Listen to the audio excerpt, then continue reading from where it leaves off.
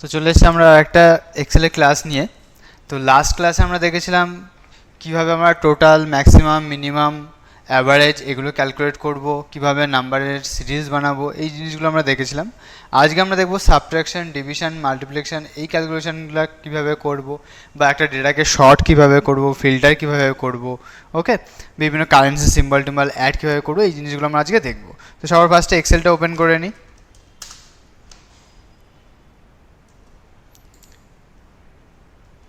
আচ্ছা, দেন আমি আগে ফার্স্টে সাবট্রাকশন, ডিভিশন অ্যান্ড মাল্টিপ্লিকেশন দেখাই। তো সেটা দেখার জন্য আমাকে একটা ডেটা বানাতে হবে। ফর এক্সাম্পল আমি এখানে দিচ্ছি নাম্বার 1, এটাকে আমি লিখছি n1 অ্যান্ড n2, দুটো নাম্বার নিয়ে আমি করছি। এখানে একটু বর্ডার অ্যাপ্লাই করে দিই। n1 এ ধরো লিখছি এখানে 75, আর এখানে লিখছি ধরো 6 বা 5, ওকে। তো এই দুটো নাম্বার নিয়ে আমরা কি করব? সাবট্রাকশন, মাল্টিপ্লিকেশন অ্যান্ড ডিভিশন, ওকে, মানে সিম্পলি গুণ, ভাগ অ্যান্ড বিয়োগ।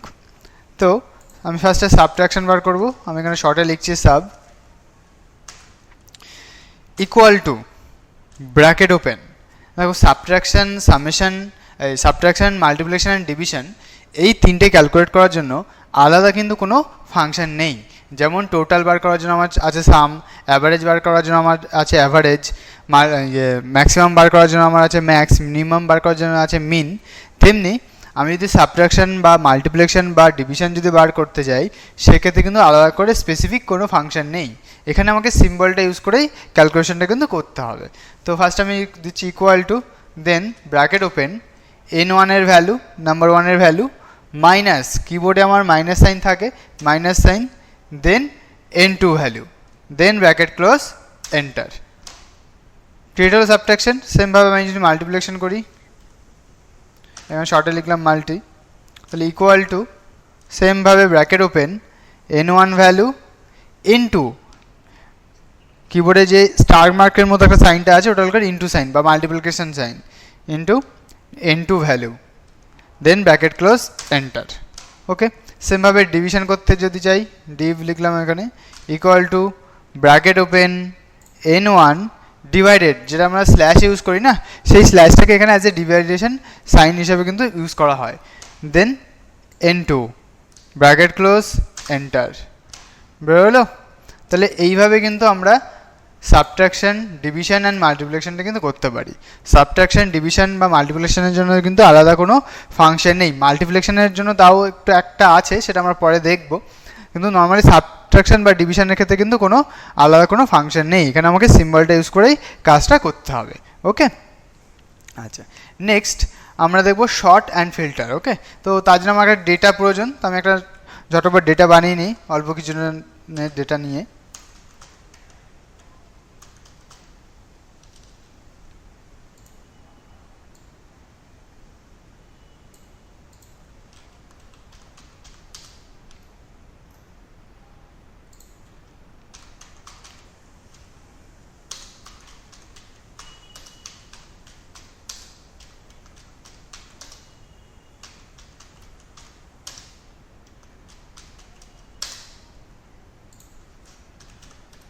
সেভেন্টি ফাইভ, 65, 70, 82, 55, 68 নাম্বার এখানে কিছু আমি পুট করে দিচ্ছি র্যান্ডামলি, ওকে।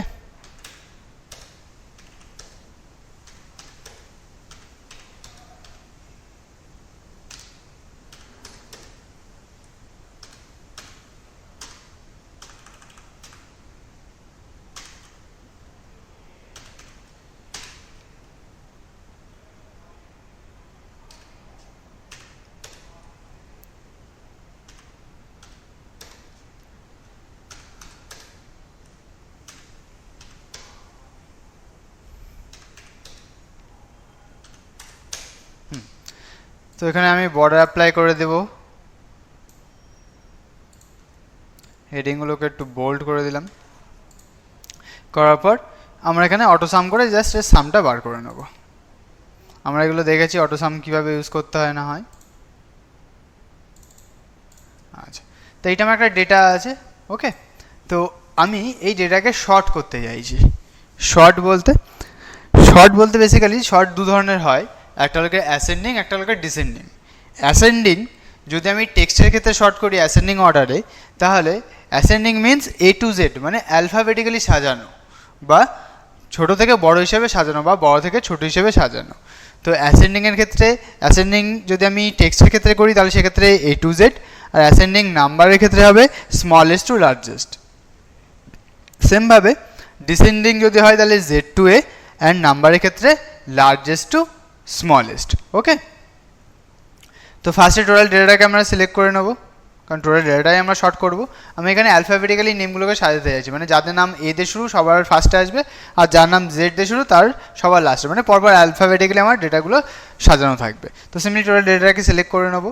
সিলেক্ট করার পরে home, editing group, sort and filter, then এখান থেকে শর্ট A to Z অথবা শর্ট Z to A। তো সবসময় মাথায় রাখতে হবে যে ডেটাবেসটা আমরা সিলেক্ট করছি সেই ডেটাবেসের ফার্স্ট হেডিংটা যেটা থাকবে সেই ওয়াইজ কিন্তু এখানে শর্টে ক্লিক করলে আমার আসবে। তো ফার্স্ট হেডিং আমার নেম আছে, তো নেম মানে টেক্সট, ওই জন্য এখানে আছে আমার short A to Z, short Z to A। First heading যদি কোনো রোল নাম্বার থাকতো বা কোনো নাম্বার থাকতো তখন কিন্তু এখানে আসতো স্মলেস্ট টু লার্জেস্ট বা লার্জেস্ট টু স্মলেস্ট। ওকে, সেটা আমি দেখাচ্ছি পরে, আগে ফার্স্ট এটা আমরা দেখে নিই। তো টোটালটা সিলেক্ট করবো, করার পর sort and filter, then A to Z করে দেবো। তো A to Z করাতে কী হলো, অ্যালফাবেটিক্যালি পরপর এখানে চলে আসলো, যাদের নাম A দিয়ে শুরু তাদের নাম ফার্স্টে, তারপর আস্তে আস্তে পরপর অ্যালফাবেটিক্যালি আমার এখানে চলে আসছে। সেমভাবে এবার আমি ধরো চাইছি যে যারা সবথেকে হাইয়েস্ট স্কোর করেছে তাদের নাম ফার্স্টে থাকবে, এইভাবে পরপর সবথেকে লোয়েস্ট যে স্কোর করেছে তার নাম সবার লাস্টে থাকবে। সেক্ষেত্রে আমরা তখন কী করবো, সেক্ষেত্রে তখন আমরা টোটালের রেঞ্জটাকে সিলেক্ট করে নেবো। এবার টোটালের রেঞ্জটা সিলেক্ট করার পর যখনই আমি শর্ট অ্যান্ড ফিল্টারে ক্লিক করবো, করার পর এখানে কী শো করছে, sort smallest to largest and largest to smallest, because of আমি যে রেঞ্জটা সিলেক্ট করেছি এখানে কিন্তু নাম্বারের প্রায়োরিটিটা রয়েছে। তো সেক্ষেত্রে এখানে অটোমেটিক আমার চলে আসছে smallest to largest and largest to smallest. তো আমি এখানে ক্লিক করবো শর্ট লার্জেস্ট টু স্মলেস্ট অপশানে। যেই লার্জেস্ট টু স্মলেস্ট অপশানে ক্লিক করলাম, সাথে সাথে এখানে একটা আমার ওয়ার্নিং দিচ্ছে, শর্ট ওয়ার্নিং। কী বলছে যে এক্সপ্যান্ড দ্য সিলেকশন, আর আরেকটা অপশান আছে কি continue with the current selection. তো আমি যেটুকু সিলেকশন করেছি সেইটুকু সিলেকশন কিন্তু এনাফ নয়। ওকে, কারণ আমি যেটুকু সিলেকশন করেছি এটা কিন্তু কোনো সেপারেট লিস্ট নয় বা সেপারেট ডেটা নয়, এটা একটা ডেটার মধ্যে রয়েছে। এবার শর্ট করতে গেলে আমাকে পুরো টোটাল ডেটাটাকে ধরে শর্ট করতে হয়। তো সেক্ষেত্রে সমস্যা কী হচ্ছিলো, আমি যখন পুরো ডেটাটা ধরে শর্ট করছিলাম, সিলেক্ট করছিলাম, সেক্ষেত্রে নেমটাকে বাই ডিফল্ট নিচ্ছিল। কিন্তু আমাকে যদি সাবজেক্ট ওয়াইজ করতে হয় তাহলে সেই সাবজেক্ট ওয়াইজই আমাকে করতে হবে, তখন ওইটুকু সিলেক্ট করতে হবে, করলেই আমার নাম্বারটা আসবে। তো ওইটুকু সিলেক্ট করার পর যখন আমি শর্ট অ্যান্ড ফিল্টারে ক্লিক করবো তখন অটোমেটিক এক্সেল কী করবে, ও সিলেকশনটাকে এক্সপ্যান্ড করে নেবে। আমি যদি নিচে continue with the current selection হিসেবে করি তাহলে কিন্তু সেটা ভুল হয়ে যাবে। তাহলে সেক্ষেত্রে কী সমস্যা হবে, সেক্ষেত্রে শুধু আমার এই টোটালটা শর্ট হয়ে যাবে, বাকি ডেটা কিন্তু শর্ট হবে না, তখন সব ভুলবার আমার অ্যান্সারটা চলে আসবে। তো এটা যেটা থাকবে সেটাকেই রাখবো, আমরা এক্সপ্যান্ড দ্য সিলেকশন অপশানটাই রাখবো, দিয়ে জাস্ট শর্ট অপশানে ক্লিক করে নেবো। দেখো এখানে হাইয়েস্ট টু লোয়েস্ট এসছে। ওকে, তো এইভাবে কিন্তু আমরা যে কোনো ডেটাকে শর্ট করতে পারি। ওকে, তাহলে আশা করি সবাই বুঝতে পেরেছে শর্ট কী জিনিস। আচ্ছা, নেক্সট আমরা দেখবো ফিল্টার। তো ফিল্টার কী জিনিস, ফিল্টার হলো বেসিক্যালি এখানে অনেকের ডেটা রয়েছে, তো আমি এখানে যেহেতু অল্প কোনো ডেটা নিয়ে কাজ করছি, ধরো ফর এক্সাম্পল কোনো স্কুল বা কলেজ যাই হোক, সেখানে প্রচুর স্টুডেন্ট থাকে একটা ক্লাসে, প্রচুর ডেটা তাদের পরপর সাজানো থাকবে। এবার কোনো একজন গার্জেন এসে যদি বলে যে আমি তাদের মার্কসগুলো দেখতে চাই বা পার্টিকুলার একজনের ডেটা যদি আমি দেখতে চাই, তাহলে সেক্ষেত্রে নিশ্চয়ই আমি বাকিদের ডেটাটা দেখাবো না, তখন আমরা কী করবো, ফিল্টার। ফিল্টারের কাজ কি, যত ডেটা আছে তার মধ্যে থেকে পার্টিকুলার আমার যেটুকু দরকার সেটুকুও ফিল্টার আউট করে প্রোভাইড করবে। ওকে, তো সেক্ষেত্রে আমরা টোটাল ডেটাকে সিলেক্ট করে নেবো, বা হেডিংটাও কিন্তু সিলেক্ট করতে পারি, কারণ ফিল্টারটা আমার হেডিংয়ের উপর অ্যাপ্লাই হয়। ওকে, তো আমরা চাইলে শুধু হেডিংটাকে সিলেক্ট করে করতে পারি অথবা টোটাল ডেটাকে সিলেক্ট করেও করতে পারি, দুটোভাবেই করা যায় অ্যাজ পার ইউর চয়েস। তো সিম্পলি সিলেক্ট করবো, সিলেক্ট করার পরে home, editing group, same sort and filter, then filter. যেই ক্লিক করবো দেখো প্রত্যেকটা হেডিংয়ের পাশে একটা ড্রপ ডাউন অ্যারো চলে এসছে। ওকে, প্রত্যেকটা হেডিংয়ের পাশে একটা ড্রপ ডাউন অ্যারো চলে এসছে। এবার নেম, আমি নেম ওয়াইজ ফাইন্ড করতে চাইছি, তাহলে নেমের পাশে যে ড্রপ ডাউন অ্যারোটা আছে ওখানে ক্লিক করব। ক্লিক করার পর এখানে সার্চ বার আছে, এই সার্চ বারে আমি যাকে ডেটাটা ফাইন্ড করতে চাইছি বা যাকে ফাইন্ড করতে চাইছি তার নামটা এখানে সিম্পলি টাইপ করবো। আমি ধরো সার্চ করতে চাইছি রিয়াকে, RIYA, রিয়া লিখলাম। এবার রিয়ার লেখার সাথে সাথে দেখো রিয়া আর প্রিয়া দুটোই চলে এসেছে, কারণ আমি RIYA লিখেছি, তো RIYA সাথে যেটুকু মানে যা যা নাম আছে ওই নামগুলো কিন্তু এখানে চলে আসবে। তো প্রিয়ার নামের ক্ষেত্রেও অনেকটা সেম স্পেলিং, শুধু লাস্টে একটা এ আছে, ওকে, YA আছে। তো সেই ক্ষেত্রে আমি কি করব, এখান থেকে রিয়াটা যদি আমি দেখতে চাইছি তাহলে প্রিয়ারটাকে বন্ধ করে দেবো। বন্ধ করে দেওয়ার পর আমি সিম্পলি এখানে ওকেতে ক্লিক করব। যেই ওকেতে ক্লিক করলাম সাথে সাথে দেখো ডেটাটা ফিল্টার হয়ে গেল। ওকে, যেই ওকেতে ক্লিক করলাম সাথে সাথে ডেটাটা ফিল্টার হয়ে গেল, বাদ বাকি ডেটা কিন্তু শো হচ্ছে না, দেখো শুধু পার্টিকুলার রিয়ার ডেটাটাই শো হচ্ছে। ওকে, এইভাবে যে কোনোভাবে আমরা ডেটাটাকে ফিল্টার করতে পারি। দেখো এবার ফিল্টারটাকে আমরা ক্লিয়ার কীভাবে করবো, তাই তো নেম অপশানে ক্লিক করলাম, করার পর ক্লিয়ার অল ফিল্টার। ওকে, দেখো পুরো ডেটাটা এখানে আবার চলে আসলো। ফিল্টারে শর্টকাট আছে, ফিল্টারের শর্টকাট Ctrl+Shift+L, যেই Ctrl+Shift+L করলাম সাথে সাথে ফিল্টারটা কিন্তু রিমুভ হয়ে গেল। আবার যেই Ctrl+Shift+L করবো সাথে সাথে আবার ফিল্টারটা অ্যাপ্লাই হয়ে যাবে। ওকে, তো ফিল্টারের শর্টকাট হলো কি Ctrl+Shift+L। তো ফিল্টারে অ্যাপ্লাই আমরা শর্ট অ্যান্ড ফিল্টার অপশানে গিয়ে ফিল্টার অপশানে ক্লিক করেও করতে পারি, অথবা আমরা Ctrl+Shift+L প্রেস করেও কিন্তু ফিল্টারটা করতে পারি। ওকে, নেক্সট যেটা আমরা দেখবো সে লোকের কারেন্সি সিম্বল কীভাবে আমরা অ্যাড করবো। ফর এক্সাম্পল আমি এখানে লিখছি 75,000, তো আমি চাইছি এখানে রুপি সাইনটা অ্যাড করতে। তো রুপি সাইনটা অ্যাড করতে গেলে আমার ফার্স্ট সেলটাকে সিলেক্ট করব, করার পর হোম, নাম্বারস গ্রুপের পর ফার্স্ট যে অপশানটা আছে অ্যাকাউন্টিং নাম্বার ফরম্যাট, এখান থেকে আমরা চুজ করে নেবো ইংলিশ ইন্ডিয়া।